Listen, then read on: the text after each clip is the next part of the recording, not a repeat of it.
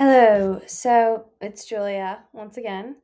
This is actually my second time trying to film this video because I got interrupted earlier and my mood is lowered, but I still want to do this because you show up. Even when things get hard, even when adversity is in your way, you persevere. And that's what Curry Barker has done. So today I'm doing a deep dive on Curry Barker, the director of Obsession.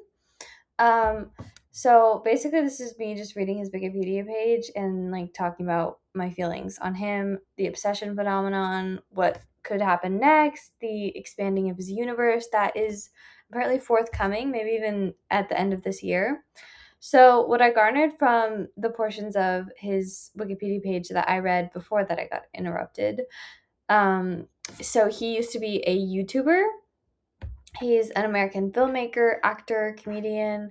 He was in a sketch comedy group with the guy that plays Bear's best friend, who I think is named Ian in the movie, Cooper Tomlinson. And based on that guy's interviews and the Instagram reels and YouTube shorts that he's continued to make since the film's release, I think he is very much playing himself in this movie. I don't really know what his creative hand in Obsession was, like in terms of, I don't know, writing the screenplay or directing the movie, because it seems like Curry Barker is really the only one, like he's the kind of head honcho on that front. And it doesn't seem like Cooper Tomlinson was really involved in that aspect of the creative process, but it seems like he was in the That's a Bad Idea YouTube channel that they shared together. So it's interesting that they made this pivot where Curry's now kind of like the guy in charge and Cooper Tomlinson's like kind of just along for the ride, maybe? I don't know. I feel like that's a weird thing to happen in a creative partnership that kind of seemed like earlier it was like this duo who made stuff together, and now it's just Curry creating the ideas, or maybe that's how it always was. I don't really know. Um, Actually, the funny thing is, I got a short on my feed on my YouTube short feed, and it was them, the two of them, doing the That's a Bad Idea series, and they were hanging out with this guy who I knew he was in like the influencer TikTok like sphere. I think his name is Josh. He's friends with that guy named Griffin that Dixie D'Amelio dated, and I was like, it's so crazy that Curry Barker went from hanging out and making shorts with that guy to directing a like blockbuster summer hit. $470 million at the box office. That's insane. So good for him. It's like, when you're in an environment that you're like craving to get out of, and it's so rare that it actually becomes like a lily pad for something bigger. But I'm proud of Mr. Barker for getting himself out of the influencer sphere and into the movie making business. I think this was definitely one of the most interesting movies that's come out in the last 10 years, honestly. I'm ready to say that. But actually, he wrote and this wasn't his first movie. He wrote and directed another movie called Milk and Cereal. Cereal spelled like serial killer. Um, I don't know if it's really, I would consider it a movie. It's an hour long and it's a horror movie. And I also saw this quote for him that was like, if you want to be a director, you should direct horror movies. And I really like that. And I like that he has like another project under his belt before Obsession. Because it's like, yeah, if you want to get big in the thing, in the arena that you really want to, start doing it in any capacity that you can or you're capable of. I don't know how he got the $750,000 to make Obsession, and not obviously not nobody can do that on their first try. But I think he made Milk and Cereal for $800, which that's a feasible amount of money that you could get making a minimum wage job. And if you're really passionate about the project, I think you could cobble that together. But he does have a father who was a nurse practitioner for 10 years, actually. So maybe that's where he gets his proclivity for like gore and like physical horror. Um, as his dad was a psychiatric nurse practitioner, which I thought that was so interesting. But his dad actually did shift after I think maybe 10 years in the medical field to becoming a professional screenwriter. And I think he helped Curry out a lot. So not everyone can just grow up and be Curry Barker. I think he did have a lot of family support on his journey. Not that I don't know if I haven't watched a ton of interviews with him, so he might have said something about that. But yeah, he definitely came from a family that supported the arts. So good for him. He also has two brothers named Riley and Jeffrey. And he definitely always gave me the vibe that he had, like, he gave me the vibe that he had a younger sister and an older sister, and he was the middle child. So I was kind of shocked to find out that he came from an all boy family. But he did. I don't know why he gave me the vibe of I have two sisters, but he just did. Anyways, in a 2026 interview, he stated he had an interest in horror from a young age because he saw Texas Chainsaw Massacre when he was 11 years old, and it kind of turned him into an adrenaline junkie. Like he wanted to chase the feeling of being shocked. Um, I think he described himself as kind of a middling student, a straight C and D student in high school and middle school. And he was also in high school. He was in the marching band. He had his own rock band, and he ran a YouTube channel with his friends. He attended Barker High School. Where's that? It's in oh yeah, he's from the South. He's from Mobile, Alabama. I kind of love that because I'm from Texas, and I've always wanted to leave the South. But I haven't because my support system's here. Um, so I think it's really cool that he's reached this height and he's from like a place that he probably wanted to get out of based on the career path that he chose. Not that there's anything wrong with living in the South. I don't know. But I've just always wanted to explore. That's basically what I mean. And now he's going to get to explore the world on his movie tours and wherever he chooses to film next. I think that's very exciting for him.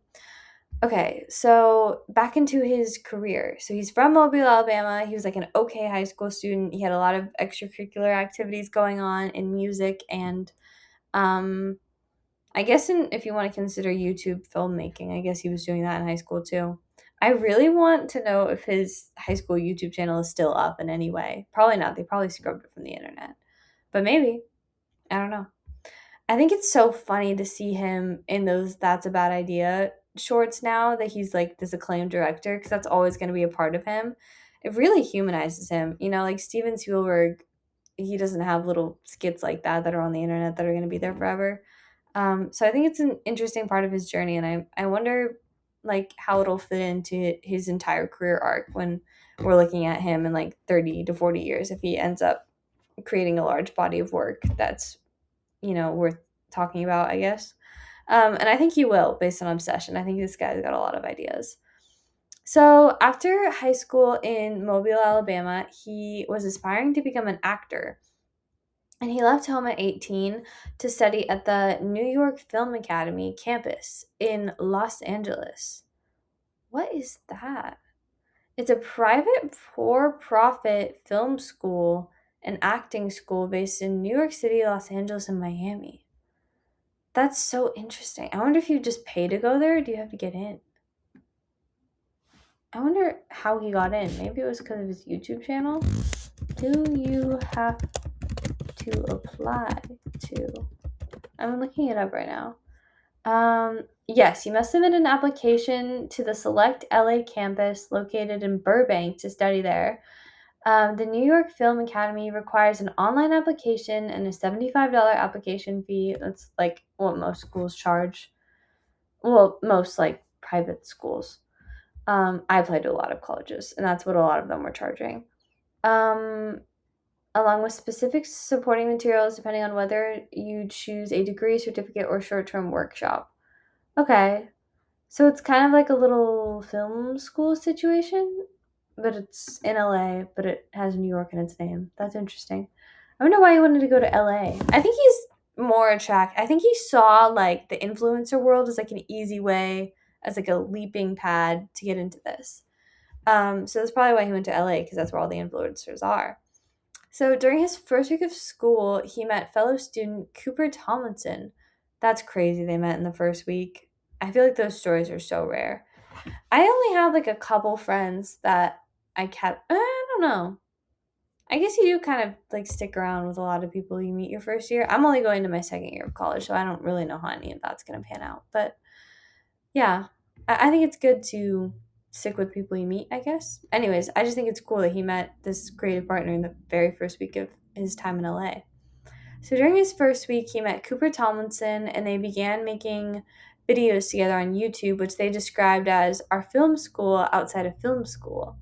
Forming the sketch comedy duo That's a Bad Idea, Barker and Tomlinson soon dropped out, moved in together, and began publishing comedy sketches and short films on YouTube and TikTok while Barker worked at Starbucks.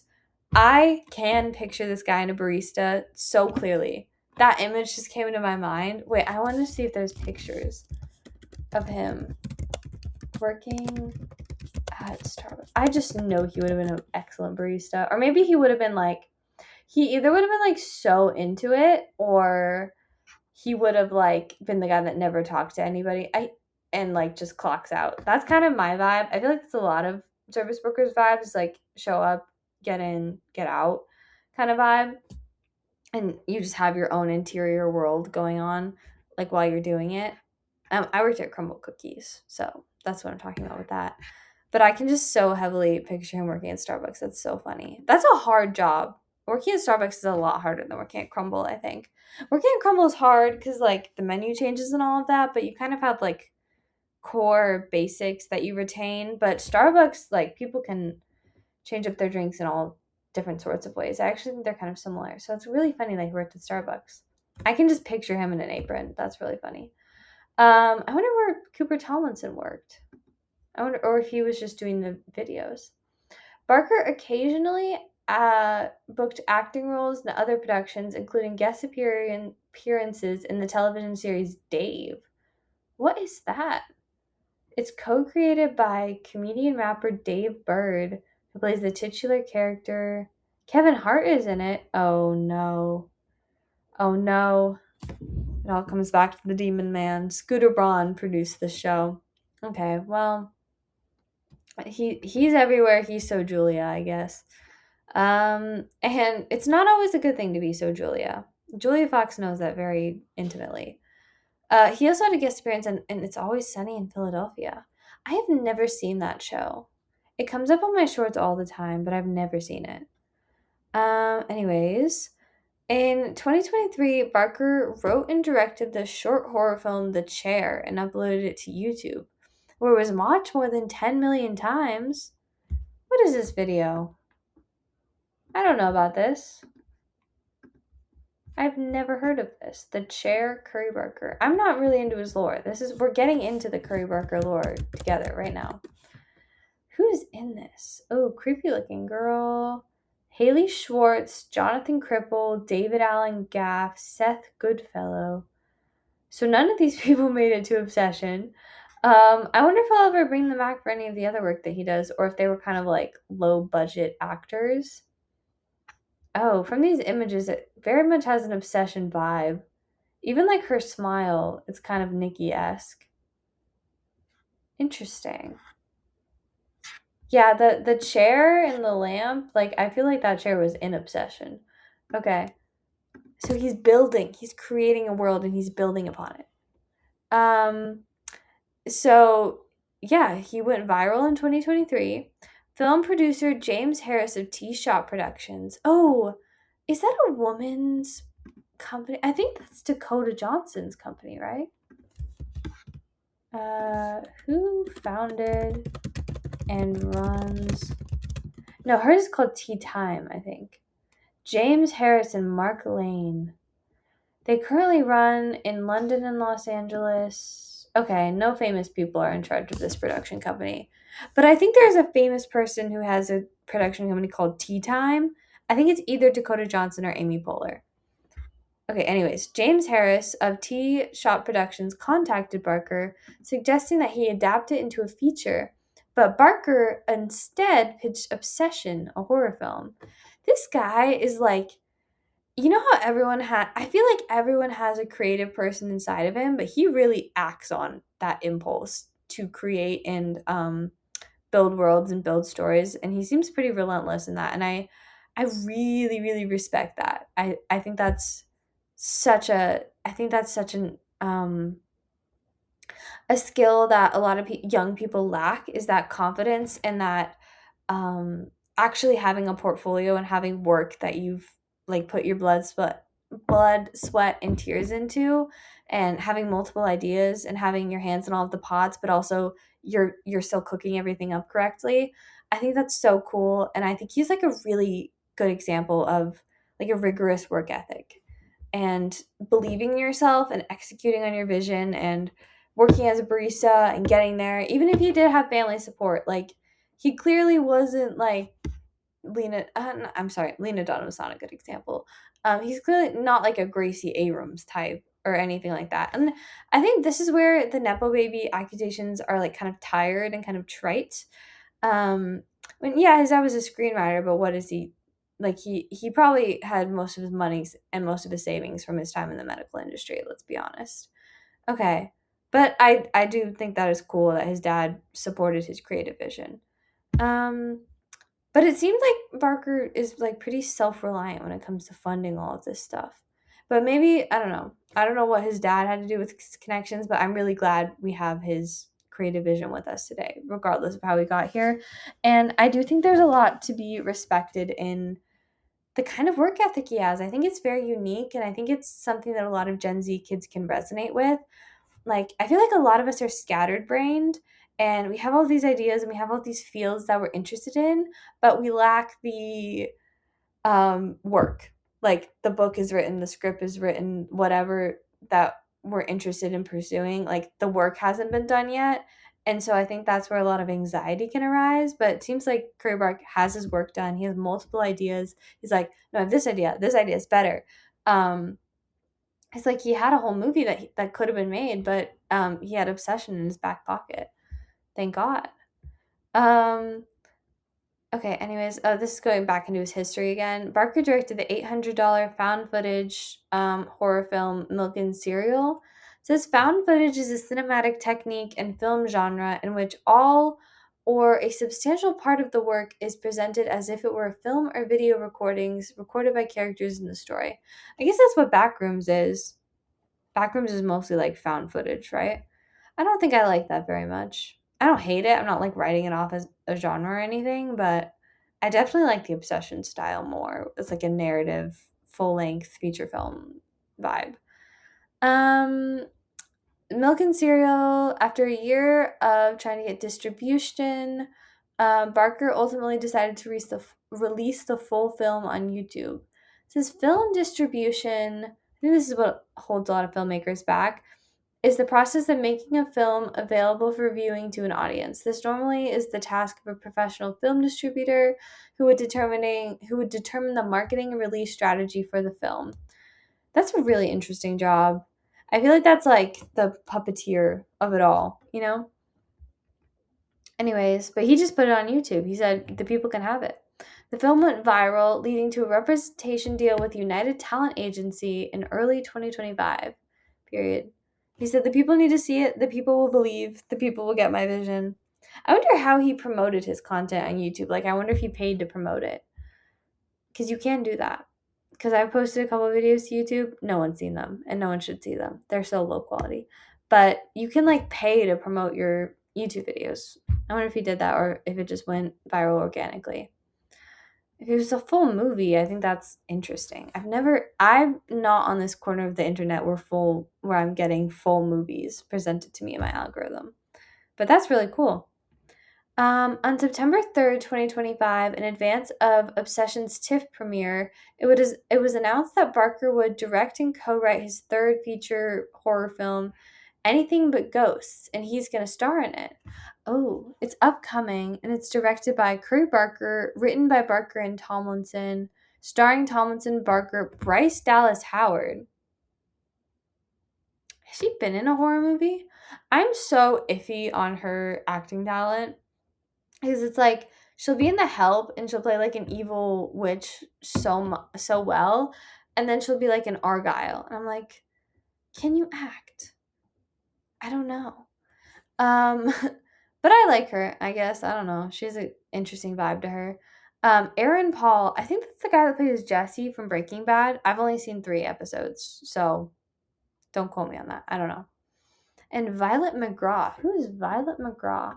I'm excited for this. I loved Obsession so much, so I'm so excited that we're getting something new already. Oh, Violet McGraw, she's young. She's 15. Oh, interesting. I don't know any, like, younger Gen Z actors. She's in the Megan movies, which I refuse to watch on principle. She's also in The Haunting of Hill House, so she already has some horror credentials. I think I should watch The Haunting of Hill House. I think I'm ready. I think I need to be scared more.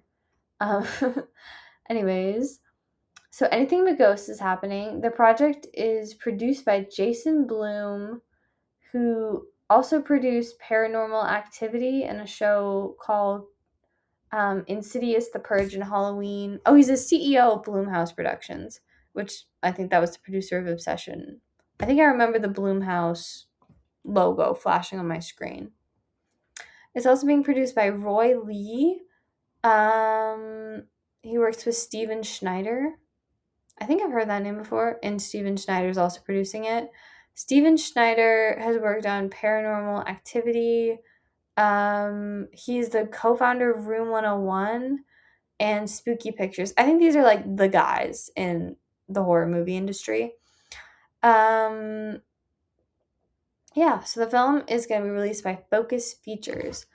I saw a reel on someone like trying to like talk about how Focus Features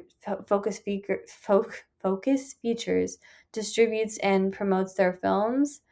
I think what they said was basically like they reach like a wider audience, like they do the international situation more, or maybe it was the opposite of that. Maybe they promote more in America.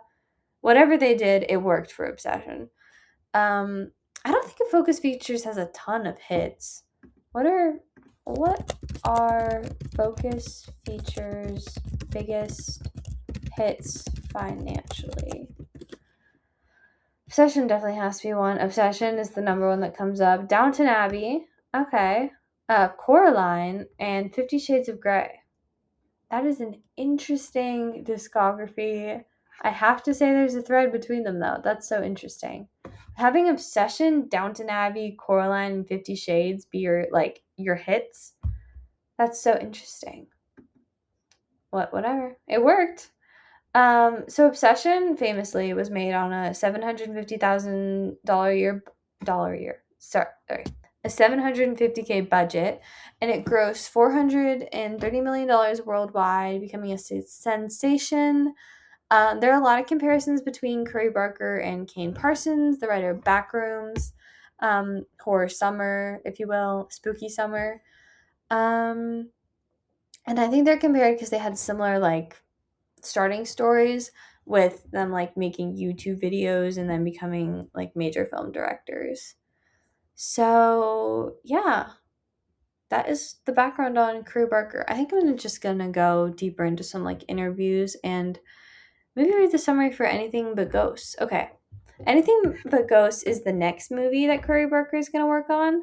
It's an upcoming American horror movie directed by Curry Barker, written by Barker and Cooper Tomlinson. The film stars Tomlinson. I already read all of this. Okay.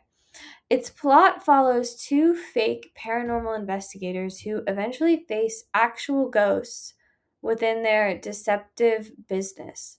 Oh, so they're like fake ghost hunters, but then ghosts actually start popping up. That's kind of fun. The film takes place in the same fictional universe as Obsession. I love that. I love creating a universe. Oh my god, I love that so much. So is it gonna be Ian?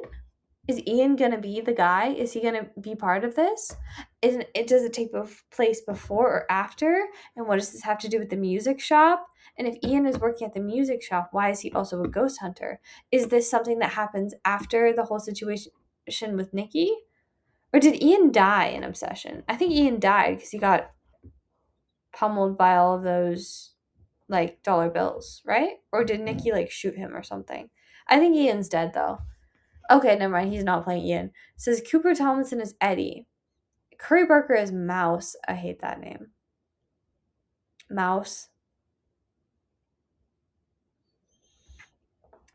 Creature was stirring, not even a mouse. Okay.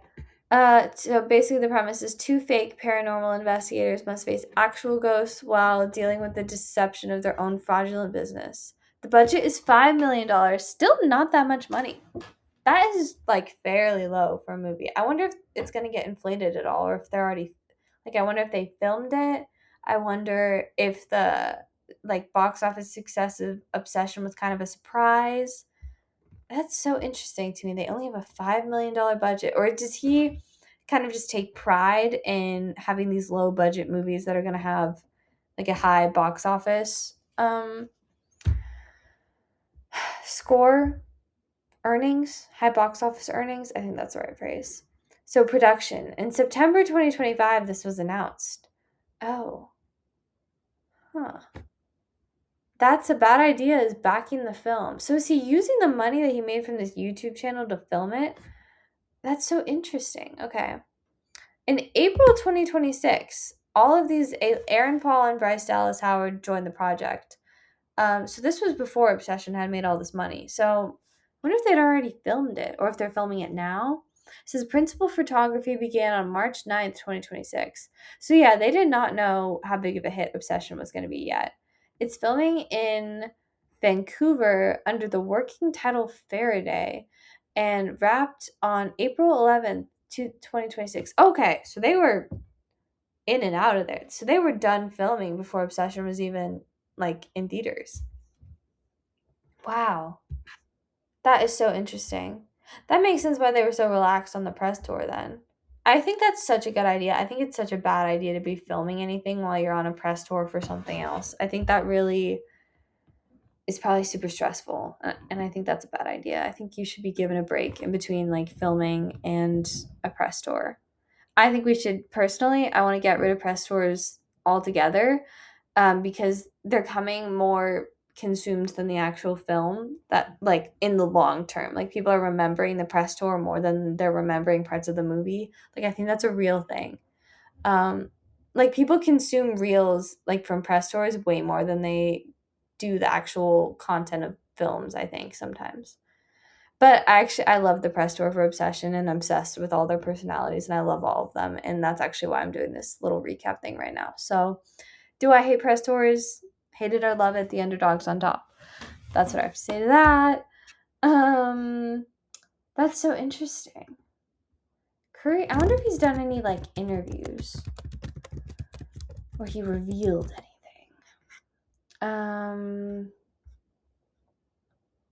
Interview magazine. Okay, I love to read these interview magazine things because they're short and they're fun. Okay.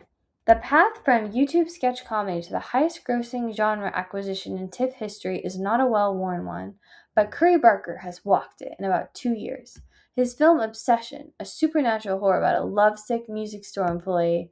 The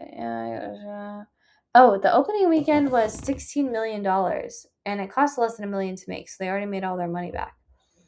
It immediately launched Barker, who had been tapped to write and direct a Texas Chainsaw Massacre reboot. No reboots, please. I've actually never seen Texas Chainsaw Massacre. And maybe the reboot would be like a different plot, but I'm just averse to reboots in general. Okay, so it's bringing him into higher ranks because he made a lot of money. The Weapons director. I've never seen Weapons. Is Weapons a show or a movie? I don't know. I think it's a show.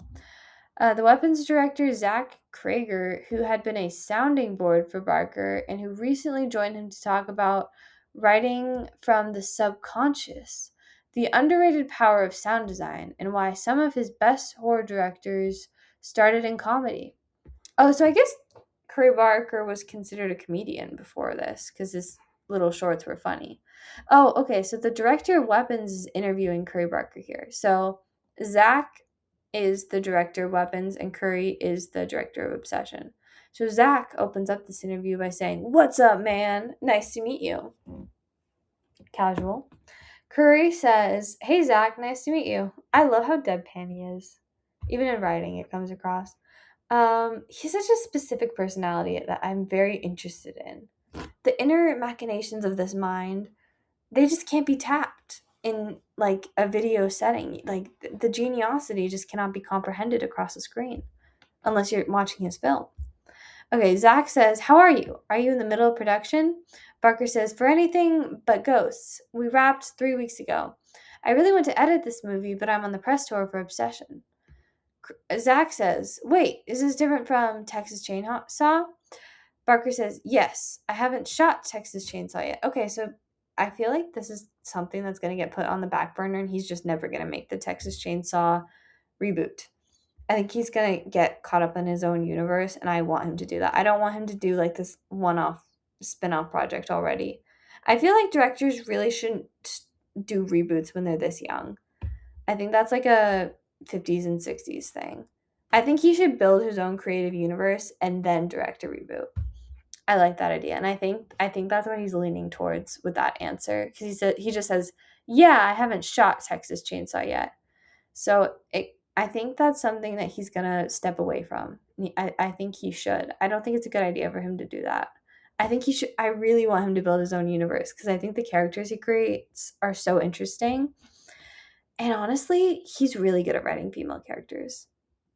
Like a lot of male directors aren't, but I think he knows how to do it. I think he's consulting someone. I think he's good at it.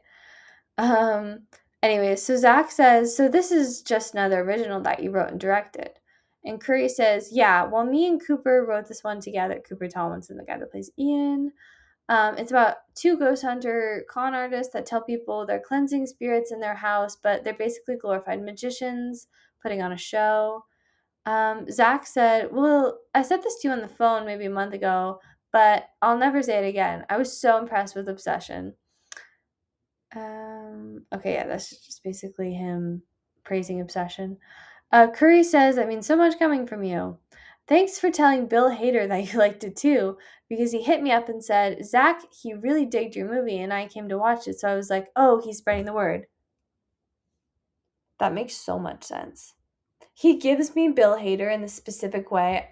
Okay, now I know he's a Bill Hader fangirl. I clocked your T, Curry Barker. I'm also a Bill Hader fangirl. Curry Barker, Bill Hader, Michael B. Jordan. Who else? Daniel. I think his name's Daniel, the guy from Get Out, and who directed? Jordan Peele. These are my favorite men. Top 5 men. Those 5 men. Everyone else, do I care? Not really. Oh, I guess Tom Holland, but I don't like that he sells non-alcoholic beer, but I think he's made that kind of camp and funny on the Spider-Man press tour. So, okay, we have Michael Jordan, Curry Barker, Bill Hader, Tom Holland. Who else did I say?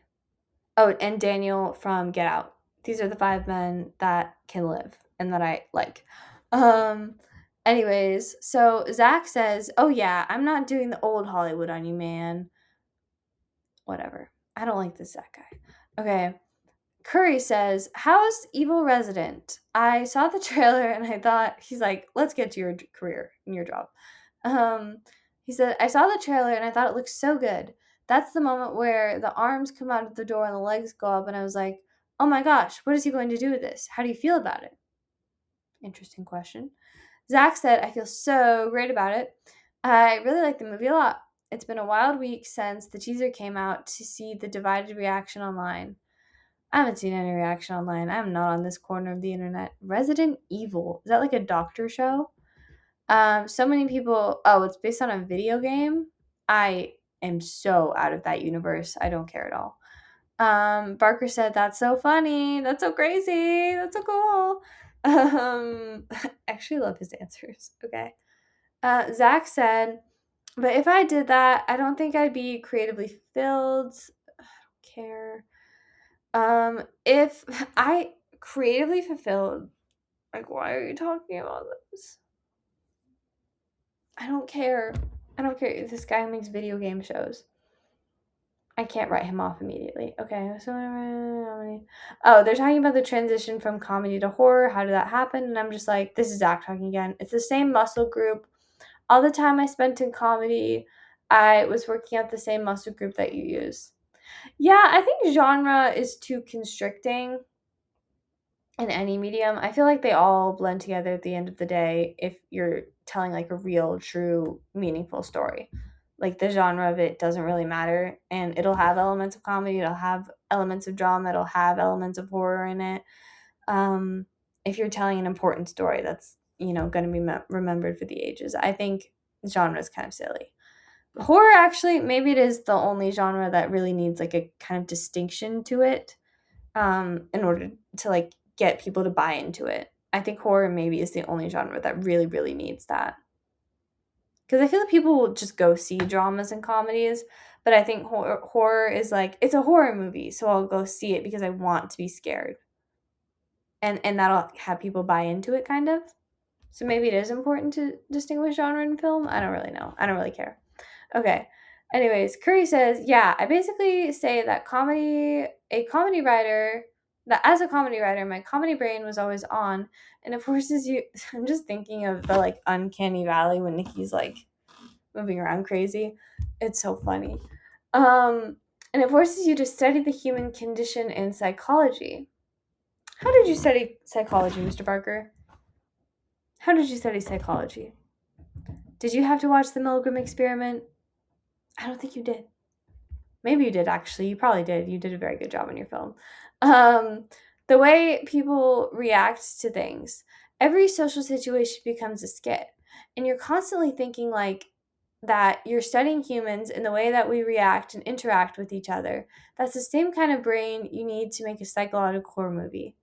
I love that. I love the human condition. I love like micro-analyzing social situations.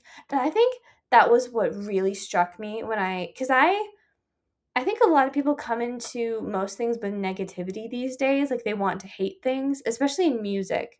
They want to hate. Like they'll listen to something because they want to hate on it. And I think that can happen in movies too. Like that's definitely how I came into Marty Supreme, and I came out hating Marty Supreme, but I think that's justified because I think it's a terrible movie. But I didn't really come into obsession with negativity. I mean, I bring negativity to most situations in my life. But when I came into obsession, the dialogue immediately struck me as like, this is someone who pays attention in conversations and he knows how things are currently happening, and he knows, and he's been in social environments, and he's kind of a fly on the wall when he's in them because he's able to write the way that people actually talk and the way that people actually interact. And he conveyed like crushy feelings and social awkwardness, so, and like anxiety in such like a way that resonated with me. I'm like, this guy, you know what, he has been studying the human condition. I will give you that. um Okay, so Zach says, for me, why do we care? We're here to talk about the genius. For me, it's like you're learning how to use tone and timing to get an involuntary reaction. Using how tone and timing to get... Whether that reaction is a laugh or a freak out. Okay, I don't know what that means. Barker says, that's true. Even if your timing is creating tension within a scene, like Aunt Gladys isn't scary because she pops out next to you, except for maybe a couple times. Aunt Gladys is scary because she says things that make you uncomfortable and you linger on her. I guess that's timing too, but that's just a different type of timing, right? Thank God for this. Someone giving examples when they're talking about phenomenons. That is what I really think distinguishes an artist who's going to make it and who's going to not. Like, ones that talk in vague platitudes and don't give you any specific examples of what they mean when they come up, when they're explaining their process or the way that they do things. Curry immediately did that. Aunt Gladys isn't scary. Aunt Gladys is scary because of this. Like, he's explaining to the audience how he thinks about things in order to convey them in sort of different scenarios in his films. Like, Nikki is scary because of how long she's hanging on her words and how long her speech goes during that dinner scene. That's why it's so uncomfortable. And yeah, I just think giving examples, thank God. Thank God we have someone giving examples while they're explaining their art. I love that so much. Okay, I've like the Lana Del Rey's and Charlie XCX's and Maddie Healy's of the world that I've been reading interviews from lately. They don't give examples for anything. They'll just talk in like vague existential platitudes about the world and how it's ending, and we all just live in our own curated digital medium, and just like vague philosophical nonsense. But not Curry. Curry's giving examples. He's talking about Aunt Gladys. He's talking about timing and why she's scary or why she's not scary. So thank you for that. I really appreciate that. Okay. Zach says again, do you feel like making all the videos and sketch work is just logging hours behind the camera learning? Why doesn't it look like I have it in my head? That's what whitest kids taught me. I don't know what that is. I don't really think I need to know what that is. I have this image. I don't know. Maybe it's a show. I don't know. Don't come for me. I don't know what that is. Um, I have this image in my mind and it's not getting it when I shoot it. And you just slowly figure it out. I didn't have the lighting right. I didn't have the lined up. I learned every job on set because I had to do every job on set. I love that so much because I think especially as like a young person who doesn't know if like what they're doing is gonna work out. Um, and I don't know, I just being like a socially awkward person who has like a version of themselves in their head that they're not really able to convey to other people, that really just resonates with me. That's the first thing I've liked that Zach said. Because it's so hard to pursue things when they're just not going the way that you visualize in your head. And I think that's why most people give up on things. Um, even if they have a support system, even if they have like everything that you would need to succeed in a certain environment, um, the frustration of things not going the way that you know that they should be going or the way that you're picturing in your head, I think is what drives most people to quit. So thank you, Zach. You learned, and now you're imparting your wisdom upon us. Barker said it's a masterclass for learning. I think he's talking about filming, like being on set to actually film things. I became obsessed with the difference between a student film and what we saw on the big screen. Like, why does my thing not look like that?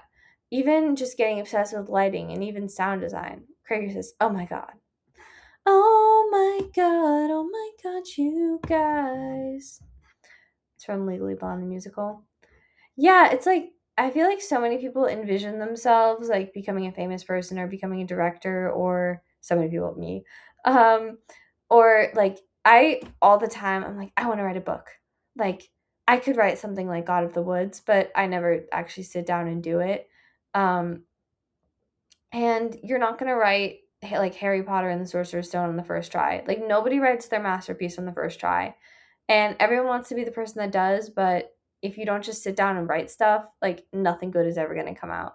But I think with Gen Z and the internet, it's like that creative slog that you get through just gets exposed to the public anyway.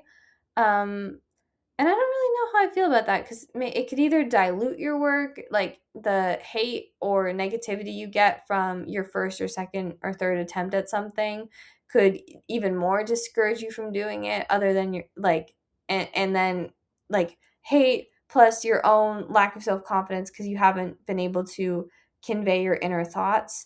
All of that can just like mush together to become like, oh, I should just quit and do something easier. Um, so I think it's really important that they're talking about like how much work went into being able to become the filmmakers that they are today. I really like that they're talking about like I had to learn so much, because you do. Like nothing comes easy. So that's easy. I like that they're talking about that. Barker said, I went down a rabbit hole of what microphones are the best. Things that people don't care about. Like the shops have different pickup patterns than what the oh, I think he's just talking about different microphones. And I even like filming these YouTube videos, there's so much equipment and like software and like editing stuff that I don't even know about. And that I kind of quit trying to know about because now I'm just filming on the Substack app. But yeah, there's so many little details. There's so many little barriers. So I think the people that are really meant to do it get through all the slog and just start making stuff. So Zach says, yeah, for horror, I feel like sound is more important. If you have an amazing image but a bad sound, you think you're watching a bad image. If you have a decent image and amazing sound, you just buy in. Yeah, sound is so important in horror. Like the music and like the atmosphere and like the creepy sounds around it are really what make things scary and eerie. So it's cool that they're talking about that. Curry says he thinks Obsession feels like a big budget movie because of the sound. If you're listening in Dolby Atmos theater, it feels so big and grand. I think I'd agree with that, and I think his song choices, like his indie current joy, his little vibe, was so perfect for the movie. Um, I think that really makes it feel like a big movie too, because it had recognizable music that the Gen Z audience would get. Because I like the Current Joys, and I knew those two songs before, but I think the song I'd listened to the most from them was probably Fear. I think Fear was my most streamed Current Joy song before Obsession came out, but I've been listening to Televisions on night walks ever since Obsession came out, and it is so perfect for that situation. Thank you, Mr. Barker. I appreciate it every day. Zach said, when we were doing Barbarian, my dream was that it would end up on Shudder. When new reagency decided to put it in theaters, they fired my indie sound team and brought me into this big sound world. It was interesting that they already knew what I'm fully convinced of. The money is in the sound. For Weapons and Resident Evil, I do 3 full sound mixes before the final. One for keeping my. Okay, sound just keeps getting prioritized. Well, 'cause I know when you're around, 'cause I know the sound of your heart. Curry says, that's what you want, right? So they're just talking about sound. Sound is important. That's cool. I like sound. Curry Barker said, I saw a clip of where you said that David Fincher showed you that thing with raking the crickets.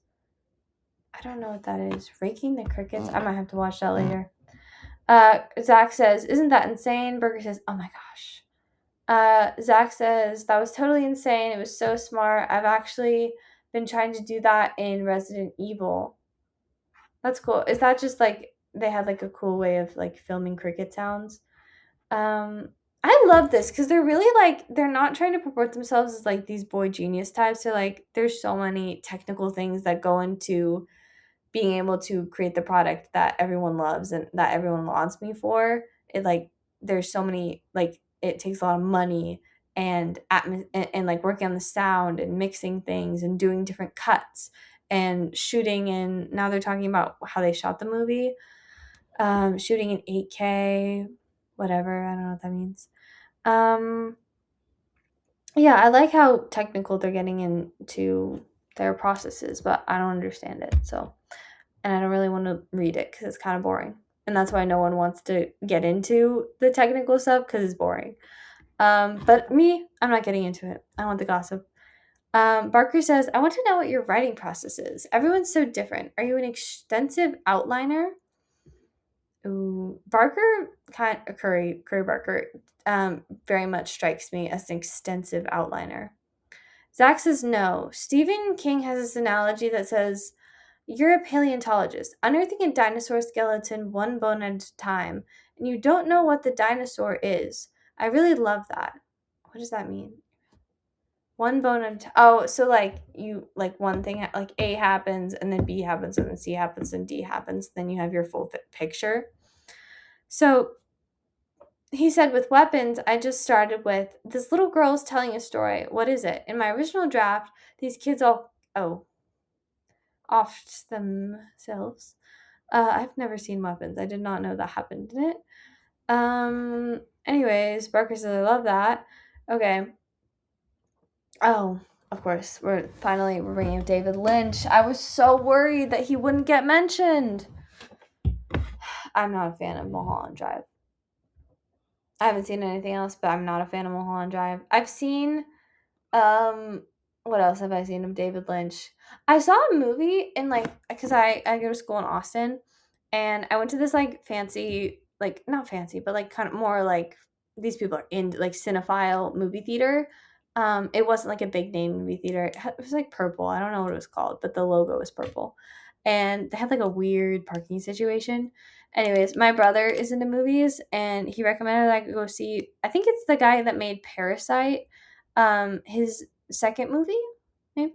I don't know how many movies he's made, but it's the second movie of his that I've seen, called No Other Choice, and I saw it in this theater. And instead of trailers, they had like this film of David Lynch making quinoa. Regular guy. He's got to eat he's got to get his healthy grains in, I guess. But I was kind of sad because there were no trailers, and I just saw David Lynch making quinoa. So maybe that's another reason I resent him. But yeah, I didn't like Mulholland Drive. Shoot me. I don't know. To me, I want to be wanted. I don't know. I didn't like Mulholland Drive. Okay. So Zach is talking about David Lynch. He says, I'm a big, big believer in the David Lynch catching the big fish technique. I don't know how familiar you are with that, but it's basically using transcendental meditation to write. Oh my God. Transcendental meditation is a simple silent practice where you sit and repeat a secret word or sound called a mantra in your head. You do this 20 minutes a day. That sounds like you're on the brink behavior. But okay, whatever. Maybe that would work. I can't knock these things till you try it. You never know when desperation's gonna knock on your door. So, okay. So Zach does this meditation technique and he dives deep into the subconscious to get inspiration from outside yourself. He said he got into this really dark, inky place and ideas just come out. When I'm writing the best stuff, I'm not really writing it. I'm an antenna. I'm a conduit. I'm an extension of my art. Whatever, man. Honestly, I can't hate on it because I think there is so much external noise and like I think there is like merit in shutting it all out so that your own ideas can come out. And that sucks and it's not fun at all and it makes you detached from reality. And I think it is what gets you into the like Hollywood mindset of I deserve to have $100 million because I'm an antenna, I'm a vessel for artwork, and I have all these great ideas that come out of me, and I'm able to tap into my subconscious, so I deserve to be ultra wealthy. Um, I'm not saying these two guys are like that, but I think there is a pipeline between the self discipline that it takes to become a creative and um, the difficulty of expressing your creative ideas and putting your heart out there to be consumed by the public, and then justification for becoming an ultra wealthy wealth hoarder, like ultra rich wealth hoarder vibes. I think because of the mental strain it takes for creative type people to get into the mindset of discipline that it takes to actually make a project, they're like, oh yeah, I should have $100 million. That makes sense because it was stressful and I'm selling myself to the public for consumption. I'm selling my ideas to the public. I'm putting my heart on the line. Why shouldn't I be like the richest person who's ever lived? I think there is a pipeline between those two things that I heavily resent. Um, anyways, um, so he likes to meditate. Sorry, I went on a rant about that. Meditation's good. I should try it. I got meditation at like 1:30, just like magic. I'm attractive. Okay, anyways. So he wrote weapons because he got into this dark, inky place. Barker says, wow. Zach says, I think that's the beauty of it is when you're not outcome oriented, you're process oriented, you know?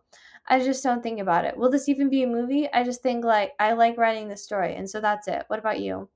I actually think that's a really beautiful place to be in as a creative. And I shouldn't hate on this guy because I don't know if he's a wealth hoarder yet, but I'm sure he will be. Uh, anyways, just because he's in like the industry. But I think there's a lot to take from that, and I really need to get into that mindset now that I'm going back to school. I need to get off the phone, uh, cut off the Patreon subscription, cut off the Instagram, cut off the YouTube, and we're gonna tap into the deepest, most profound parts of our mind, and we're gonna learn things, and we're gonna retain our knowledge, and our ideas are gonna come out. Anyways, so Ryan, I say anyways so much. I need to come up with a new transition. Anyways, Ryan says, and that's the beauty. Okay. Curry Barker says, that's profound. I have a little bit more structure to it. I have things that I want to put in, but also if you try to write to land somewhere, you're going to destroy it, right? But also, if you try to write to land if you're trying to reach a certain audience, you're going to destroy it. But I got obsessed with the Aaron Sorkin masterclass, and that kind of became my Bible for writing. Interesting. That's the guy that wrote The Social Network, and I think he has a new movie coming out called The Social Reckoning that I will be seeing. Zach says, what was the lesson in there that you found the most impactful? Barker says, first of all, don't get bogged down in the backstory of the characters because that's where you'll get stuck. Like on, I forgot that my character loves Honey Nut Cheerios. It's a horrible example, but now I have to find a way to incorporate Honey Nut Cheerios. It's the killer of any creativity. Something me and you share is that we don't like to take anything too seriously. I like that because um especially, I think one of the things that people like the most about Curry Barker's movies is these little details, like Nikki always being on Bear's right and Sarah always being on his left. So obviously he did incorporate some sort of structure and nuance into it, but also like each um location in the movie Obsession feels like its own world that you can't get back into. Like the house, the apartment where Bear lives, Ian's apartment, the music shop, and the bar, they all just feel like such separate worlds that almost don't mingle with one another. And it feels like they're isolated in whatever environment that they're in and they can't get out of it. And I think that is a product of him not wanting to have continuity errors between each area, between each location that he created in his film. Um, because they're such separate, distinct locations, there are no continuity errors because they're kind of their own little worlds. They're almost like the islands in Inside Out, like whatever, memory, friendship, whatever. That's kind of how his location world building works in Obsession, I think. And that's interesting that he got that from Aaron Sorkin and not wanting to get bogged down in little details like what the character likes or like the stuff that would be on their shelf because none of it ever changes because it's just its own little world. Anyways, so Ryan says, you know what's great about Obsession? I didn't know you made it. I knew your YouTube stuff, but I never put it together that it was you. He knew his YouTube stuff? I didn't. Did everybody know about this? I did not know. So I'm watching it cold, kind of like, come on, let me see what you got. And I knew very quickly, I was like, okay, this guy's got the goods. Please land the plane. I needed it to work because if it works, we got one. And you landed the plane. The premise is so strong, and not only did you have a great setup, but you rose to the occasion. Barker says, thanks, man. Zach says, so for this new one, you write it off with your buddy. So he's talking about Cooper Tomlinson. Curry says, yeah, it's so hard not to spoil it, but it was important for us that it felt grounded in the real world. I feel like Obsession feels so grounded and it feels so like it could be now, it could be in the mid 2010s. It's like timeless, but it really feels like he picked up on how social situations are operating right now, like in the 2020s, in the post COVID world. That's really what it feels like. So Barker says, yeah, it's hard not to spoil it. Barker says, these two ghost hunter con artists have been doing this for years, so they'll never run into anything. They're pretty skeptical and they don't believe in anything. So you really are setting yourself up for if there was to be real ghosts in this world that I've set up, it would be pretty big news to these guys. So that was just a fun premise to play with. That's interesting. So they're gagged that there's ghosts. It's kind of funny. I bet. Yeah, I feel like his comedy roots are really gonna come out in this movie. Uh, dude, you can be my David Fincher. You can be my David Fincher. You can be my David Fincher. Okay, I'm trying to think of a song that relates to that, and I can't. I'm drawing a blank. Something about me is I'm always playing a constant game of song association in my head. Barker says, are you ever going to act again? Zach says, I didn't know he ever acted. Yeah, if something ever comes along that somebody wants me for sure. I'm not opposed to it. You? Barker says, I'm in the next one. I'm the main character. Period. Why not? Oh, the one that you're about to edit right now. Yeah. Okay, so they're talking about anything but ghosts again. Oh my gosh, at some point you should stop watching the playback because you're 20 days in and you just have to trust the people around you. Another question I have for your writing is when do you do your vomit draft where you just kind of stream of conscious write? How do you think you are on the first draft typically? Ryan says, oh, pretty off. I do my vomit draft and I occasionally title the document like terrible version of whatever because I want to give myself permission to be bad, you know? Curry says, yeah. Um, Ryan says, my only goal is not to make anything good, but just to keep it moving to get to the end. I love that. That's what Curry says too. But I love that sentiment. It's like everything sucks. You know, you just got to get out your ideas. Krager says it's just like little kids with crayons. Don't stress about. Oh my god, this is so long. Okay, I don't really want to read any more of that, but I thought that was really interesting. Very insightful. I think Curry Barker is one of the most interesting creatives that we have for us going for us right now. I think he's pretty good at writing female characters, and I really appreciate that. Because you know we have our Christopher Nolans, and then we have our Aaron Sorkins, and we have our not that Aaron Sorkin is like famous for writing bad female characters, but I feel like the female characters in The Social Network are pretty bad, right? They're all pretty bad. Oh, actually, he wrote Molly's Game. I take that back. Molly's Game is unironically, it's one of my favorite movies of all time. I love Molly's Game. Okay, I take that back, Mr. Sorkin. You can write female characters as well. So yeah, I don't like, but I don't know. We're just living in Christopher Nolan's world and with weirdly fleshed out two-dimensional female characters. So I love Curry Barker. I really appreciate him. I think he's really good at character development and creating a new, like, fresh premise. So I'm really excited to see anything but Ghosts. I think it'd be really cool if it came out this fall because it's already wrapped. So he's editing it, but I think it's probably gonna be. I bet it'll come out in like April or May of 2027. There's no way it's gonna be as big of a hit as Obsession. Because I don't know.